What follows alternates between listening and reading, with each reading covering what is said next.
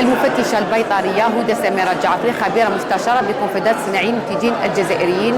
شاركنا اليوم ككونفدرالية في الملتقى الدولي لأمراض الدواجن، وكانت عندي مداخلة حول الأمن الغذائي وتربية الدواجن في الجزائر.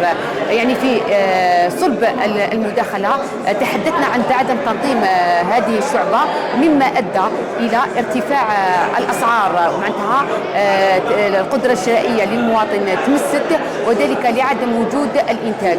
يعني والحالة الوبائية في السوق هي التي أدت إلى تدهور الإنتاج، لأن المربين تاعنا راهم يعانيوا من عدة أمراض.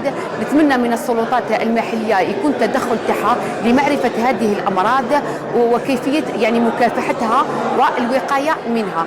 كذلك تكلمنا على ضرورة تنظيم هذه الشعبة والانتقال من تربية الدواجن إلى صناعة الدواجن. نقصد بصناعة الدواجن هي يعني الانتقال إلى مستثمرات كبيرة، نسحق المستثمرين اللي عندهم رؤوس الأموال ويكونوا كذلك ناس عندهم الكفاءة والبحث العلمي.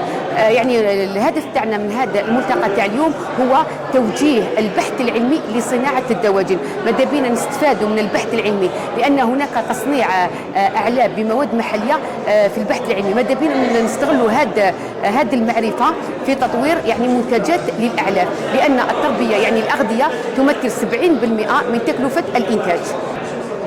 قانون الاستثمار الأخير يعني يحث على الرقمنة. علينا أن نديروا رقمنة في شعبة تربية الدواجن. كي تكون عندنا رقمنة حنعرفوا يعني احتياجاتنا من هذه اللحوم البيضاء وكذلك من بيض الاستهلاك، وكي نعرفوا احتياجاتنا نعرفوا كيفاش نديروا استراتيجية استشرافية. نعرفوا إذا كان، لأن تعلمون جيدا أن الجزائر لم تقم باستيراد لحوم الاستقلال. هذه المرة الأولى اللي كان فيها الاستيراد.